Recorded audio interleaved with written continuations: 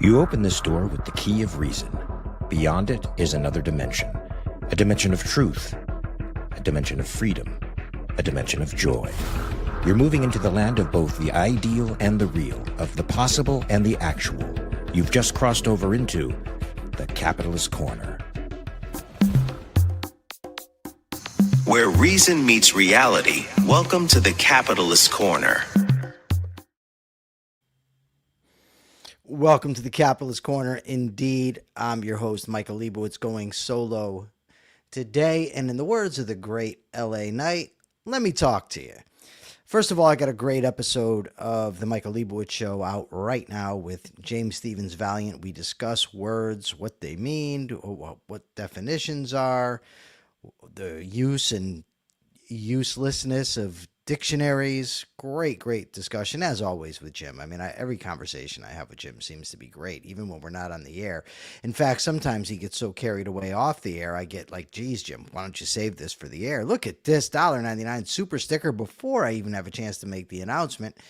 Yes, ladies and gentlemen, please. Super stickers are greatly welcome. This is the Capitalist Corner, of course, is on the Rational Alternative YouTube channel. And what else was I going to say? Let me just send this on over to Mr. Pellegrino, the great Mark Pellegrino. Mark is sleeping because he was up working all night. Let's see here. Oh, there you go. Let me send it on over. I got a couple. I don't know about a couple, but I got at least one question that I would like to ask everybody before we get to our topics.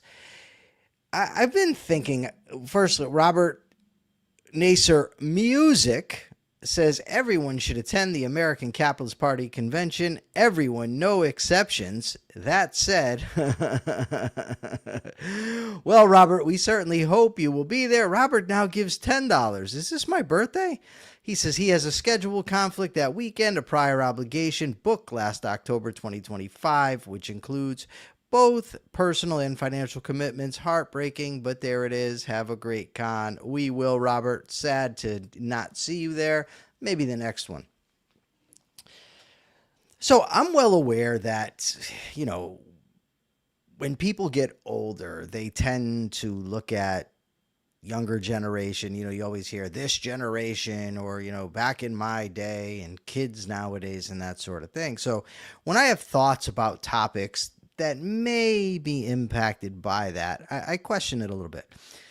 So I frequently come across posts, and I'm aware that a lot of people do this. They'll submit their general ideas to, say, Grok or Claude or ChatGPT, and say, Chat, yes, get off my lawn, and say, please write me up a essay or a good X post that matches this. That would express these ideas eloquently. And then they'll maybe edit it a little bit and then put it out there. I don't like that. I don't like it at all. I feel like it's cheating in a way. I think it's lazy. I think it's trying to pass somebody else's writing off as your own.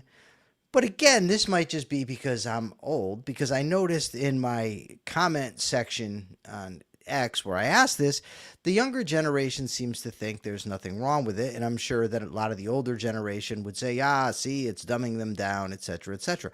So I'm curious, what are your views on this? Assuming the person isn't dishonest, assuming the person's open about what they're doing, is there anything wrong with it? Is there anything wrong with having AI write your work for you? Jerry Zaz gives $2. Says, good morning, Vietnam. Awesome movie. I used to watch it when I was a kid. Thank you very much, Jerry. So yeah, that's got me a little interested. I'm wondering if I'm just an old fuddy-duddy or if there's something to it. So Race Jacobson says this: some of us have less time available to write lots of prose. I seldom have the time or energy after pushing carts at Walmart for 8 hours. I get it, Race. Here's the thing, right?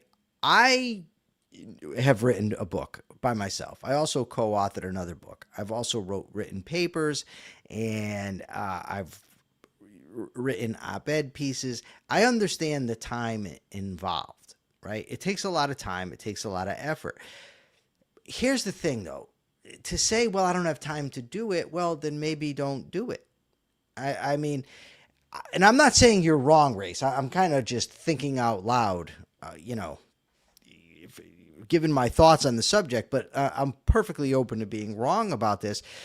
Like, I don't do that. I could put forth a Substack if I was just going to have AI do all my writing and say, oh, look, here's my ideas, right? I don't do that.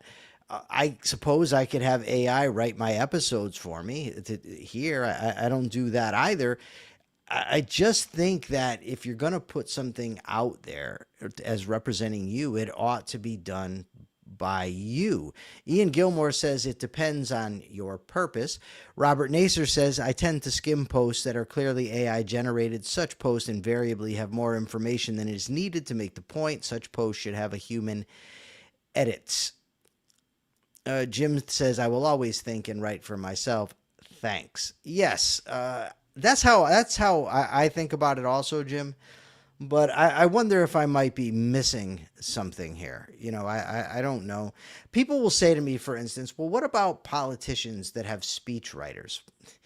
The problem is first of all, I'm not even saying that I'm all for that, right? Having politicians, you have people writing their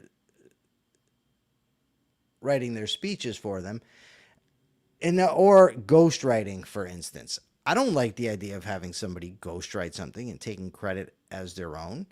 When I was writing, for instance, down the rabbit hole with Brent did virtually all of the writing, and I had a hard time taking any credit for it. Like, Brent had to convince me, because I did the research, I did I did a lot of note taking. I did a lot of debating with him. I did proofreading. I did some writing, not very much.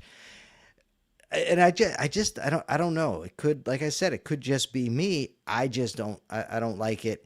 Race Jacobson's, I make pretty thorough outlines of my essential thoughts on a subject and feed them into Gemini as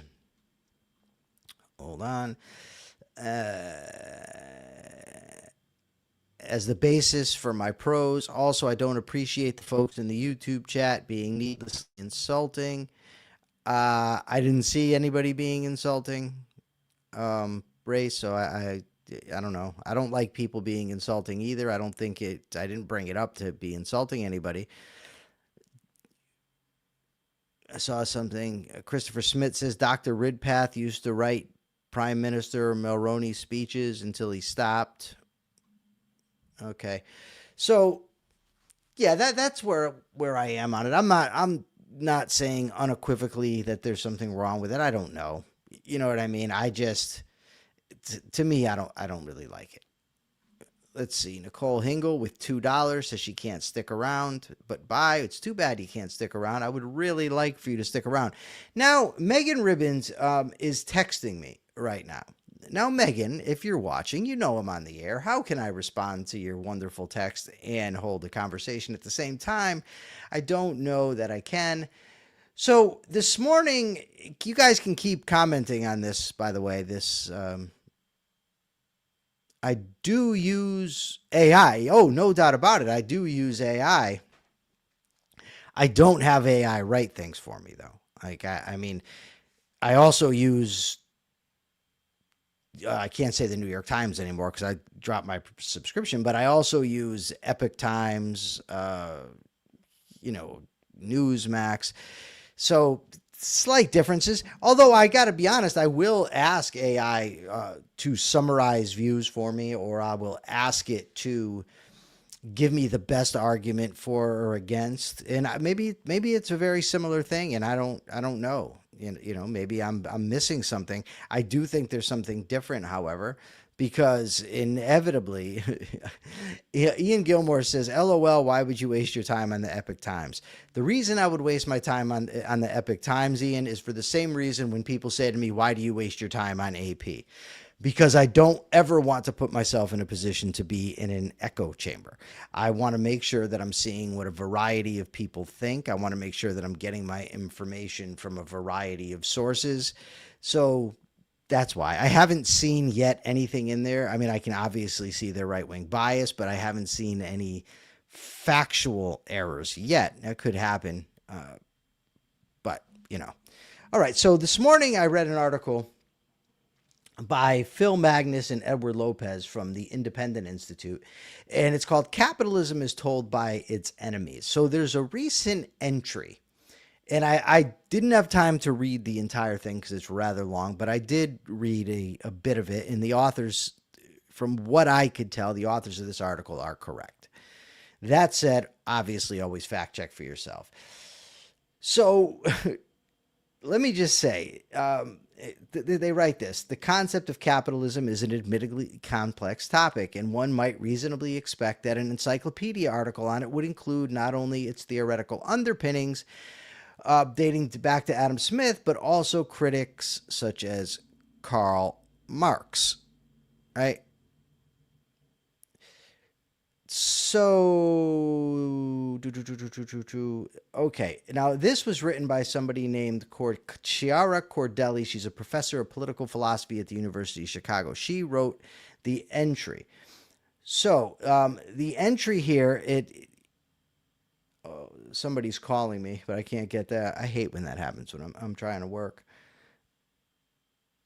So over half the sources listed in the capitalism entry's bibliography were overtly hostile or critical to capitalism.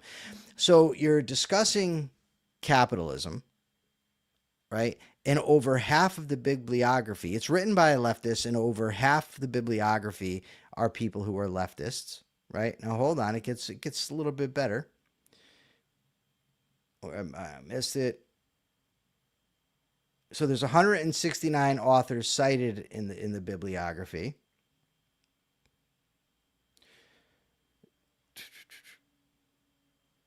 Oh, okay.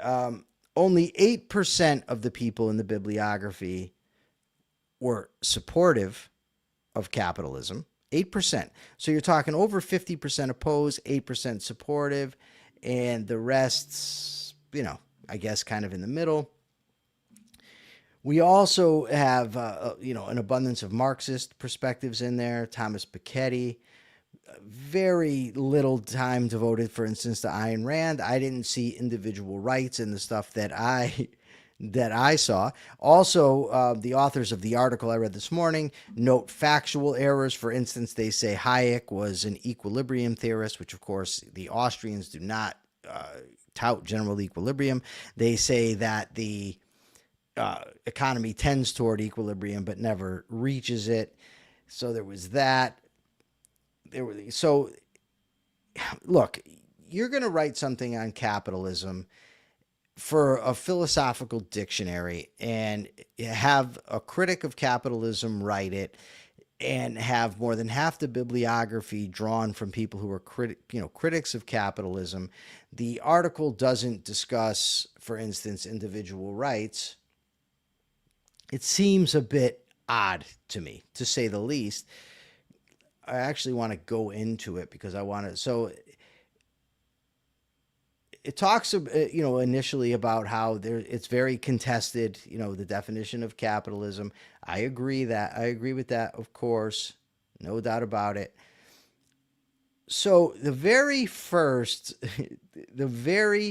so 1, theories of capitalism. This is the first section. There's 4 sections. First section. Since its appearance in the late 19th century, capitalism, among all key words in the social sciences and humanities, has been among the most ill-defined. Keeping this in mind, the following approaches to theorizing and understanding capitalism have been the most influential for contemporary philosophy and normative theory. 1.1. Marx, Capitalism as Relentless Accumulation. As far as theorizing capitalism is concerned, above anyone else, there is Karl Marx. Really? As far as theorists of capitalism go, no one is above Karl Marx? Are you kidding me? Adam Smith, John Baptiste Say, Frederick Bastiat, Karl Menger, Eugen von Bombardwerk, Ayn Rand, Ludwig von Mises, Friedrich Hayek. Karl Marx? Really? Now, there's people now. I think this kind of tends to go one of two ways. Some people, I think, really overemphasize the danger from the left, right? But the others deny it. Now, when you're talking about a dictionary of philosophy that's supposed to be mainstream, and you've got your main entry for capitalism, and it says no one is above Karl Marx as a theorist of capitalism, something's amiss, right? Something's amiss. Look, I get it. There's multiple definitions, and like Phil Magnus in his co-author state, it's okay to put in critics of capitalism if you're writing a philosophical, dictionary entry on capitalism. But for God's sakes, at least make it even. Don't have more than half critics of capitalism, only 8% supportive, and then cite Karl Marx as the theorist above which there is no one. I mean, that seems ridiculous. And I really do think that we do need to, and this is, I don't know which to say first. So I think that we do need to be able to defend the definition of capitalism that we use. I think we need to defend it. I think we need to argue for it. I think we need to promote it because there's so many different definitions. In the episode Jim Valiant and I did yesterday, we discussed the importance of definitions, and Jim sent me a quote from Charlotte Moss posted it. Let me just get it out because I think it's great. It's actually from Ayn Rand, and the quote is, "Definitions are the guardians of rationality, the first line of defense against the chaos of mental disintegration." That's Ayn Rand's quote on definition. So we need to be able to define capitalism. Now, anybody out there who's familiar with the objectivist epistemology knows that a definition is not co-equal with the concept. They are not the same. The concept is far broader. But we do need to identify the fundamentals of capitalism. What is it? How do we know that this is what it is? Because we're fond of saying, as we talked about the other day, that there's never been a purely capitalist society. All we've had are mixed economies. Well, then how do we know what capitalism is? What is its essence? Is it just an economic system? Is it a social system? Is it a political economic system?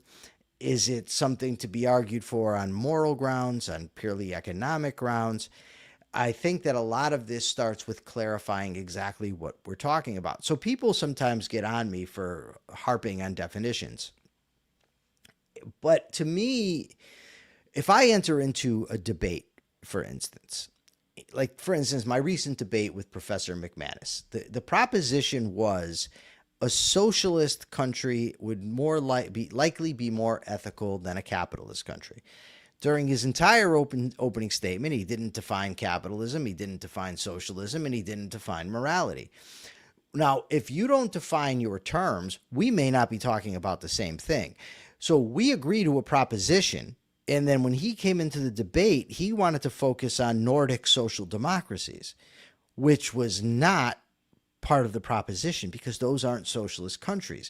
But if I let him get away with not defining his terms, then he can, well, yeah, they're socialist, and what am I going to do? I'm left with myself hand-wringing, right? So I need to define my terms. And I think that Ayn Rand's definition of capitalism is great.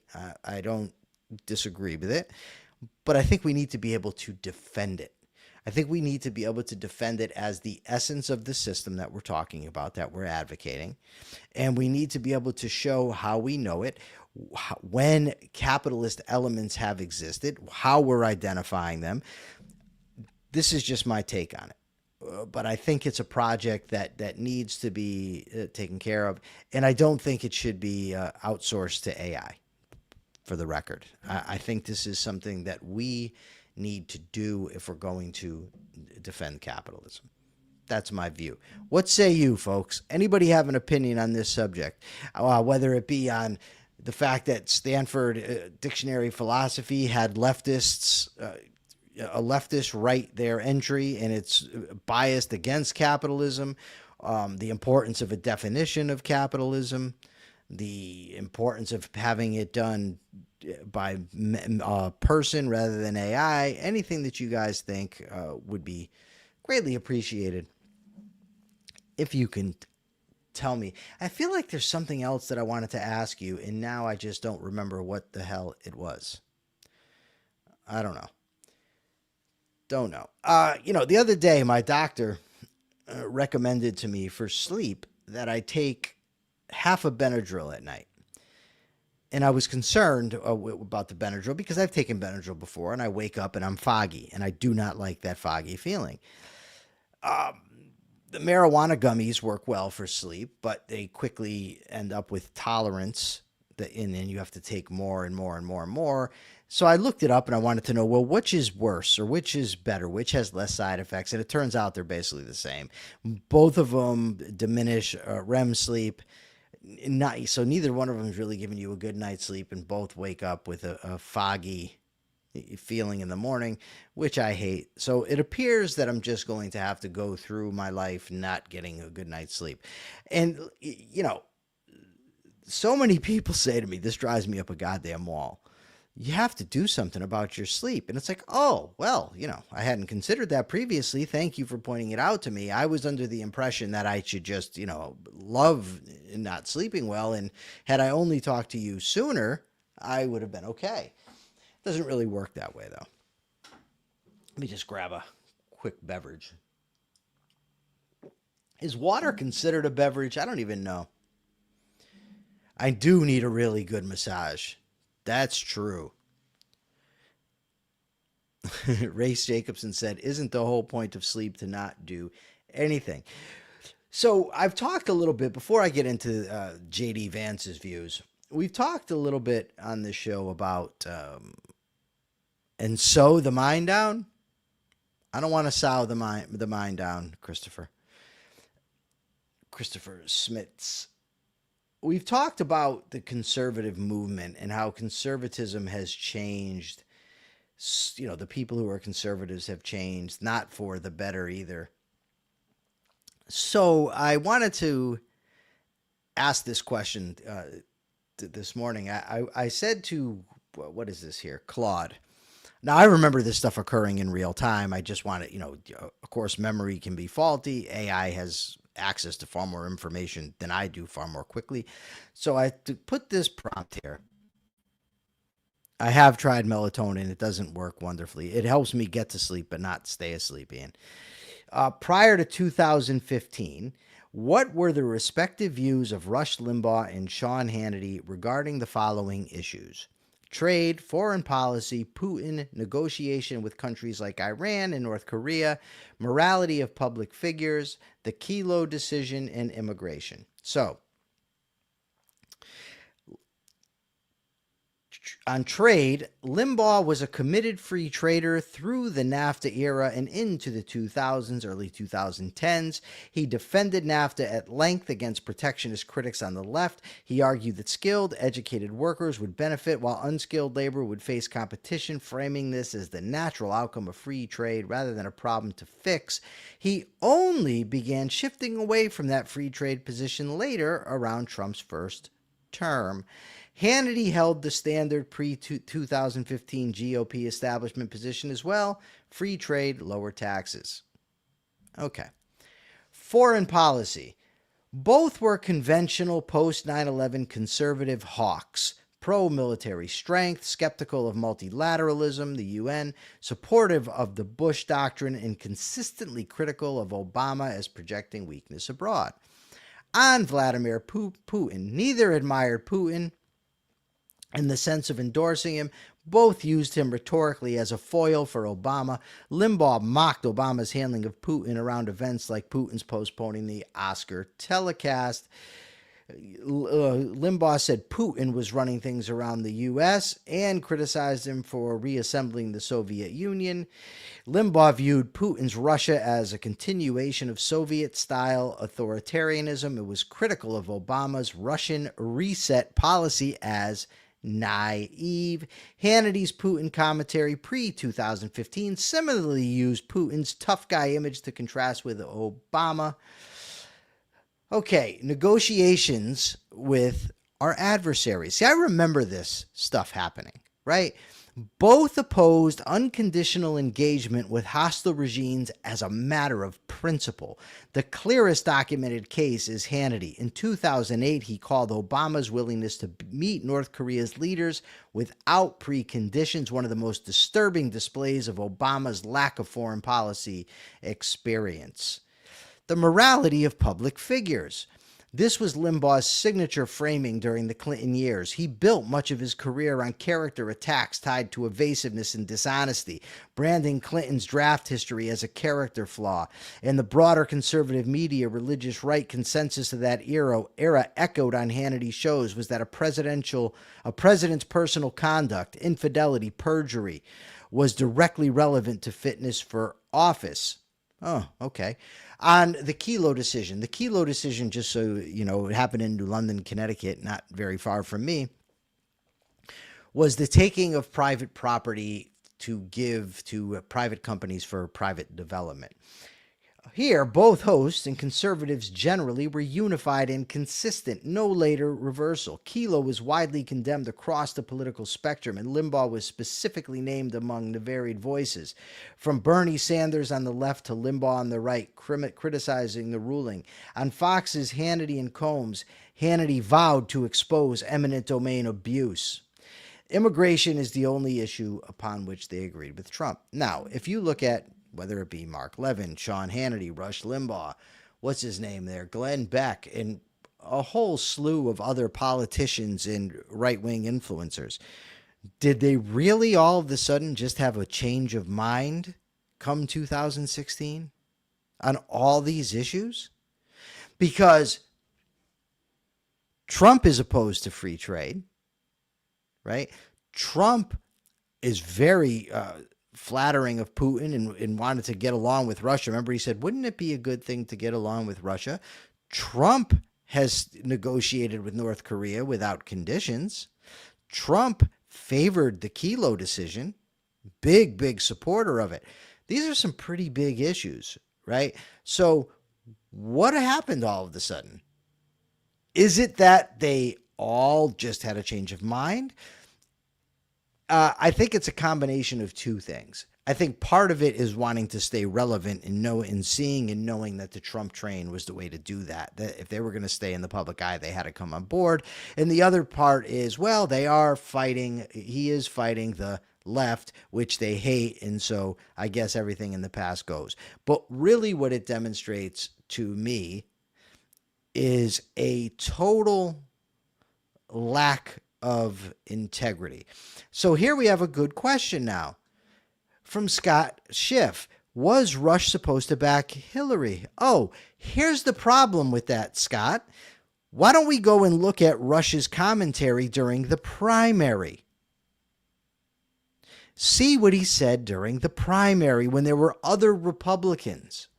When there were other Republicans running against Trump. Republicans, for instance, like Ted Cruz. Now, subsequently, Ted Cruz did the same sellout thing that everybody else did. But at the time, Ted Cruz was a strict constructionist constitutionalist, pro-free trade, standard conservative. Rush Limbaugh at the time actually said Ted Cruz was the closest thing to his hero, Ronald Reagan, that he had ever seen. But still, Rush wasn't critical of Trump back then. Neither was Hannity. They both gave Trump a pass on numerous things. And by the way, even once Trump gets the nomination, when McCain got the nomination, Rush was very hesitant about supporting him against Obama. Rush said basically, all right, I'm going to support him because he's going against Obama. But there was no big defense of McCain. There was no large support for McCain like there was for Trump. So don't try to come in here and tell me, yeah, but what about Hillary? So this is just revisionist history from Scott Schiff. He says Rush and much of the GOP was done with the establishment by 2016 too. Okay, your problem here? So was Ted Cruz. In fact, Donald Trump, the one time Limbaugh and Hannity pushed back against Trump was when he criticized Cruz for going after Mitch McConnell. You know who else wasn't with the establishment at the time? Rand Paul. So you had Rand Paul, Ted Cruz both running. Marco Rubio at the time was a Tea Party guy.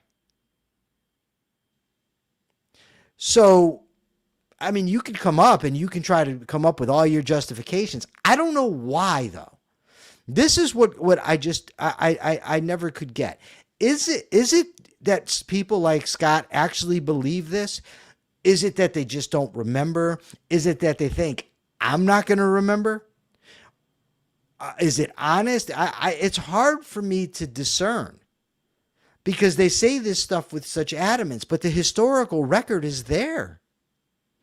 I remember listening to Jim Weisvich. He was a local commentator here in Connecticut. He was a conservative who was against Trump during the primary, and he used to speak out. And he once said that he nearly, this was during the primary, he said he nearly drove his car off the road listening to Limbaugh try to say that Trump was a conservative. I remember Glenn Beck back then when he was still criticizing Trump before Trump won the election and Beck decided to kiss his big orange ass, right? Beck said to his co-host, the other people who do what we do, talk show host, they know, right? They have to know the truth about Trump and they're just not saying it. Glenn Beck certainly was an establishment, but he endorsed Ted Cruz. So this was not simply turning against the establishment because, by the way, it was the establishment that they were criticizing for instance, driving up the debt, compromising with the other side, not supporting economic freedom, not supporting things like tax cuts. That was part of the problem with the establishment. So this is all just revisionist BS. It's not true. The historical record on this stuff is clear, and anybody listening can go back and find out if I'm telling the truth. You can find selectively, I don't think you're going to find it from Hannity, but you will find Rush occasionally give pushback on Trump, occasionally during the primary. Glenn Beck did not come around, Scott, no. Glenn Beck did not come around on Trump during the primary. Did not happen. Glenn Beck, I think it was in Time magazine, even criticized Ted Cruz for endorsing Trump. Glenn Beck said, oh my God, this guy attacked you, attacked your wife, your family, and you're going to turn around and endorse him. Glenn Beck said to his audience, do not come here for support when this thing goes wrong. Yes, Glenn Beck did turn around and start kissing Trump's ass. It was very slow, right? It seems to me he didn't want to do it all in one shot because that would be too obvious. So slowly he came around to the point where he was just so wrong about Trump in the beginning because Trump is everything that he's ever wanted, as if the guy who's opposed to free trade, opposed to property rights, buying shares in private companies, banning bump stocks. Yes, this was everything that Glenn ever wanted. That's everything that the conservative movement ever wanted. BS. Total BS. Again, you could go back and look at the record. Look at what was occurring. I remember listening to Sean Hannity. And Sean Hannity used to have a guy named Jamie Dupree on, who he was a reporter, and Hannity used to advertise this guy as he has no political bias. To avoid political bias, the guy didn't even vote, right? So one day they were talking about the critics of Trump, and Ben Sasse came up. And Hannity says, oh, more establishment criticisms of Trump. And Jamie Dupree stepped in and said, oh, no. I'm not letting you get away with that. Ben Sasse is not the establishment. Of course he wasn't. Of course Ben Sasse was not the establishment. The establishment kind of became the go-to for anybody who criticized Trump. That's it. Speaking of, those on the right, what about J.D. Vance? there was an article today written by Alex Salter. He is he's an economist, and he says that J.D. Vance basically is in the he's part of the mainstream of historical conservative thought. He kind of like Alexander Hamilton, that sort of thing. J.D. Vance, stuff came up from him saying back in I guess in 2023, that he, in essence, was not a fan of the United States having the reserve currency of the world, did not want the U.S. dollar to be the reserve currency. Thank you very much, Robert, for the $2. And he says, but the left. Yes, but the left. But the left. So anyways, he didn't want he said it was something like he felt it was kind of like a resource curse. And a resource curse, basically, he likened it to what takes place in, I want to say West Virginia, but it might be Ohio. I'm not entirely sure. Doesn't matter. Where coal mines are very prominent, that there's so much of it that he says that it tends to stifle innovation, stifle competition, that sort of thing. And he compared the U.S. as the dollar reserve to that. And he said, yes, the dollar reserve, being the world reserve currency, does allow our consumers to buy products overseas more cheaply, but it's at the expense of our producers here at home. That's his claim.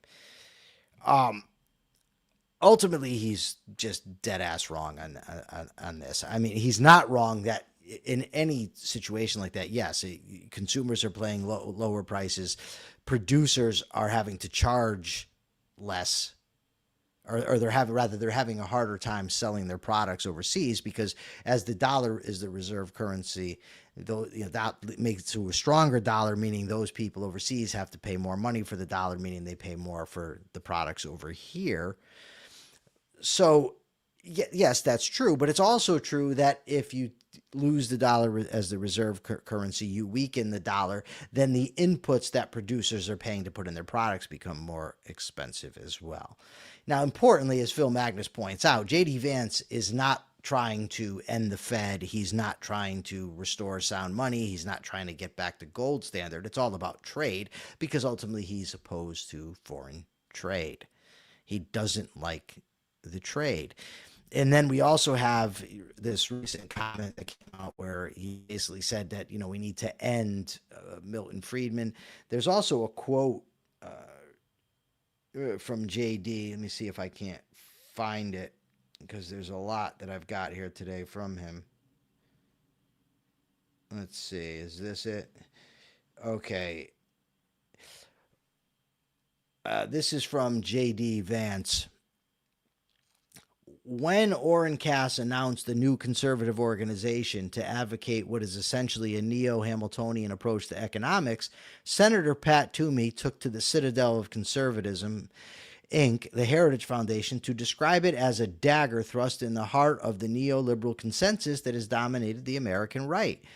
JD says, let's thrust more daggers into that heart. Otherwise, we may wake up in 10 years to the realization that we wasted the political moment of COVID because we were obsessed with distractions, reopening a broken economy and whining at the Chinese instead of reforming a system in a way that would do damage to Chinese leadership and the American elites who profit from them.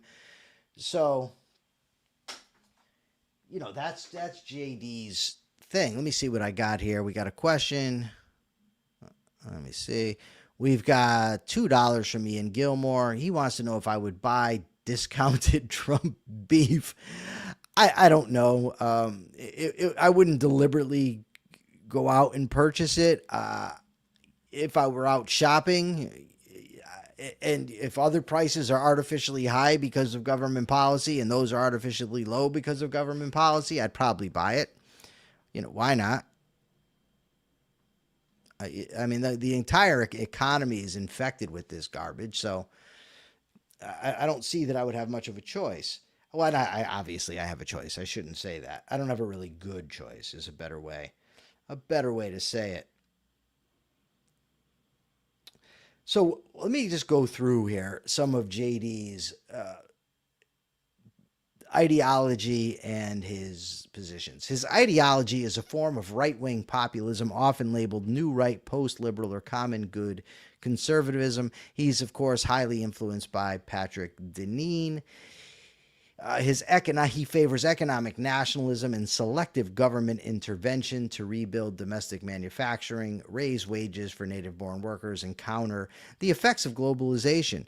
He also is for tariffs and trade protectionism, industrial policy, reindustrialization, subsidies and tax incentives for domestic investment, labor and wages, support for higher minimum wages, upward pressures on wages, antitrust and corporate skepticism, deregulation and energy, so that's a good thing.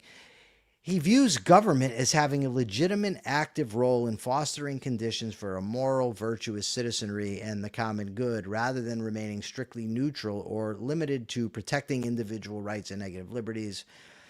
So this guy is not pro-freedom. He's not pro-capitalism. I don't even think that he could be thought of as pro-constitution. Yeah, I like numbers. Scott Schiff says that's before the Mamdani market discount. Yeah, we're in rough shape as a country. When, on the left, we've got socialism. I mean, it's out and out socialism. They're not even hiding it anymore, these people. Literally socialism. And on the right, we have the post-liberalism of a J.D. Vance. And it looks like the best that we could hope for as the opposition to J.D. Vance is an unprincipled ass kisser in Marco Rubio, who's not exactly a small government guy either. So we're screwed along these ends. By the way, this is the Capitalist Corner. This is our show. Mark Pellegrino and I do this noon Eastern, 9 Pacific, Monday through Friday. It's on the Rational Alternative YouTube channel. Please check us out. I think you will like what you see. On the Rational Alternative, we also have the Michael Liebowitz Show. I've got a great show out right now. We have the Rational Alternative Weekends on Saturday with Megan Ribbons and myself, where we discuss science issues. We're going to discuss somebody named Reddy, I think his name is, this Saturday, tomorrow. That's going to be great. I've got a lot of great interviews coming up, by the way, for the Michael Liebowitz Show. Sunday night, so we should be out Monday morning. I'm interviewing Mark Skousen. I can't wait for that. Mark Skousen, I've read his books. He's fantastic. Can't wait to get him on the show. So let me see. This is, open question Friday or open time Friday. So what else? Anybody have anything to see? Maybe I missed something. Let me go back. What's really interesting me, and it has for quite some time, to be perfectly honest with you, is the information systems, the influencers, the people who gain popularity, why they gain popularity, why this stuff appeals to people. It really, really interests me. I have always had a big problem with people trying to get over on me, trying to bullshit me, trying to take advantage of me. But so much of the influencer class is built on this very thing where they just come out and BS people. They just tell people what they want to hear and people lap it up. And I don't want to be lied to. And they're blatantly lied to. They're bombarded with sensationalism. The loudest voice tends to win. Like I talked about yesterday, the pseudo tough guys who run around calling everybody bitch, they're elevated, and I guess people buy it. I don't know. I find it interesting, but I really want to dig more into this. We were talking earlier about having AI write. If I were to write, that I think is where I would put my energies. I would write a lot about this topic. But as Ray said, writing is a very taxing profession. It takes an awful lot of time to do it. I used to spend an entire weekend to write an op-ed piece.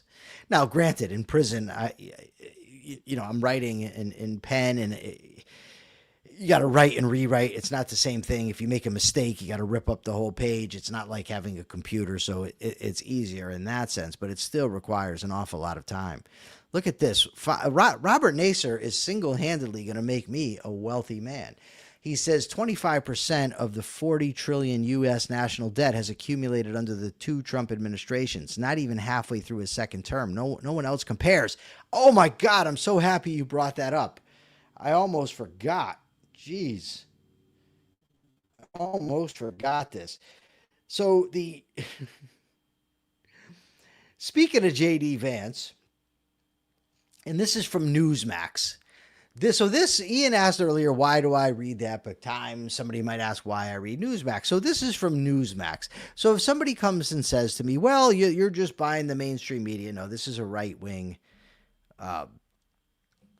outlet. The national debt recently topped $40 trillion, prompting Carl Higbee on Frontline to ask Vance what the administration could do to address the mounting debt. And JD says there's a weird way where American taxpayers are getting fleeced because of the very high debt charges. By the way, very high debt charges that started under the Biden administration. This is a crisis that we inherited, and I think it has gotten better. And he then goes on to say, we're on track, even though the debt is too high, even though we inherited this debt bomb from the Biden administration, we actually do have a plan to get the economy growing faster than the debt, and that's the most important thing. Okay, first of all, you're not going to grow the economy. You're not growing your way out of a $40 trillion debt. Let's just say that right now. Secondly, a quarter of the United States debt is attributable to the Trump administration. Joe Biden was a jackass. I've not been a fan of Joe Biden. I'm not a fan of Joe Biden. I don't personally like him, and I think his policies are bad. He did drive up the debt. He did support things like, the COVID handouts. Terrible president. Not a great guy in my view after what I saw, how he acted toward Paul Ryan in the debate in 2012.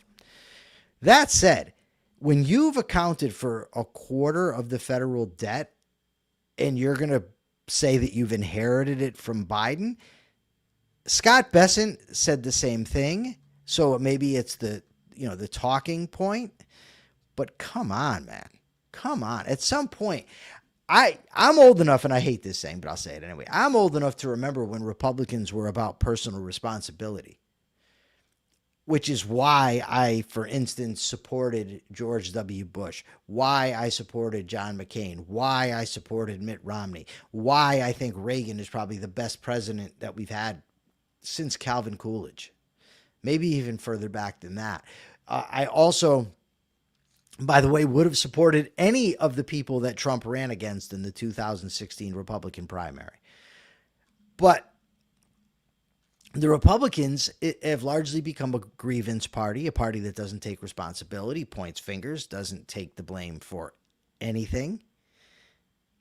I mean, what have they got left? I'm reminded of all my life, I've heard conservatives say of inner city black kids that, who blame racism for their problems, whatever, that you got to take responsibility for your own life. It's your life. These are your choices. Or when African Americans would point out that there were bias in police departments, that there was corruption among the police or corruption among the FBI or corruption in the courts, they were, you're just trying to put off the blame on somebody else.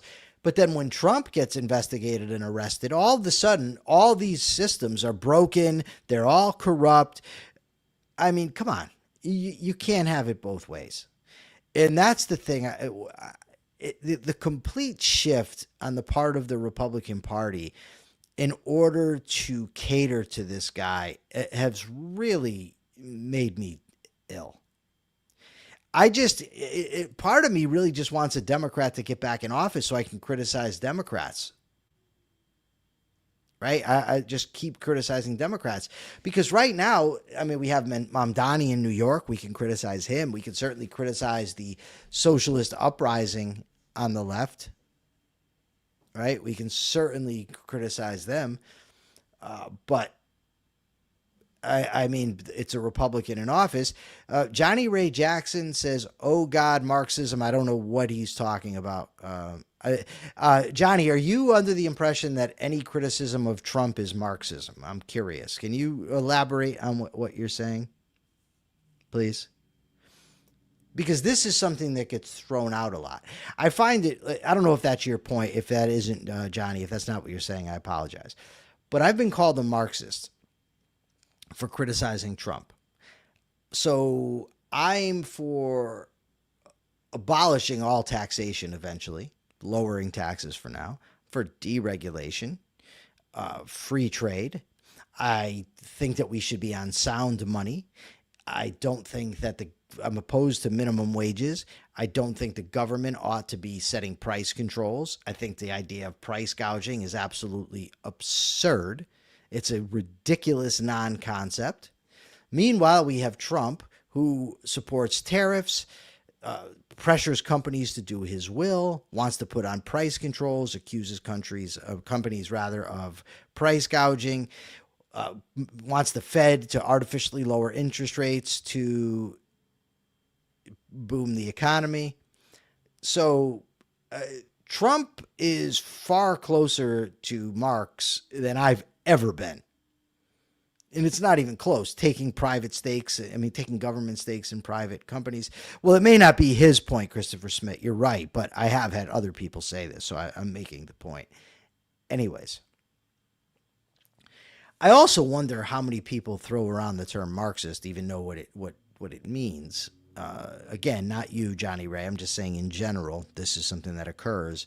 Marxist, and you ask them what is Marxism, and they can't tell you.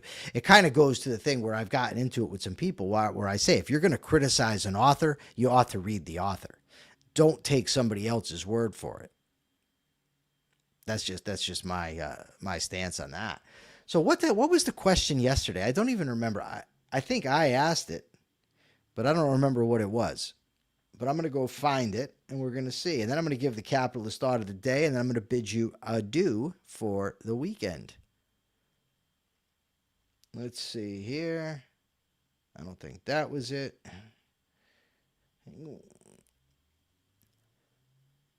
I really need Persephone back. Let's just hope Persephone comes back soon. She's so much help. She really, really is. Let's see. Oh, I asked what would be your dream job? If you could do anything, what would it be? And Greg Doherty says the dream job would be engineer. And Robert Naser says easy, rock star. And we're halfway there. Yes, Robert, indeed. We are living on a prayer.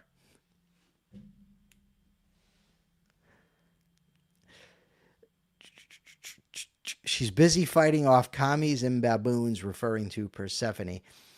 Yes, indeed. My capitalist thought of the day is we are advocates of capitalism.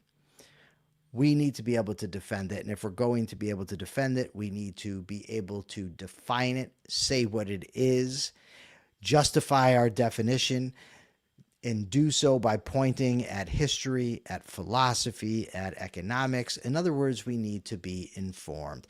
Capitalism is the system that upholds individual rights. It is the moral system. It is the inspiring system in which you have the right to succeed, to put forth your effort, to chase your dreams.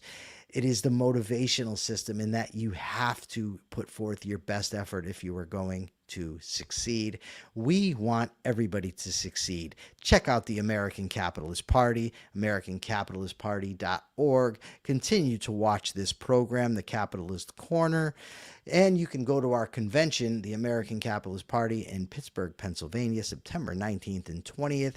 Amongst others will be speaking will be Mark Pellegrino, myself, Jonathan Honig, Larry Sharp, and the successful entrepreneur, my friend Carlos. My question is, and I want you to please go to YouTube and answer this question, helps with the algorithm, even if you haven't seen either show, just go and say that. My question is this: out of 3 shows, which is the funniest? Friends, Seinfeld, Curb Your Enthusiasm. So that's my question. Funniest show, Friends, Seinfeld, Curb Your Enthusiasm. Please check it out. Please have a wonderful weekend. Tune in tomorrow, noon Eastern time, to watch the Rational Alternative Weekend. I hope you all have a fantastic weekend. I'm planning on it. Until then, folks, check your premises.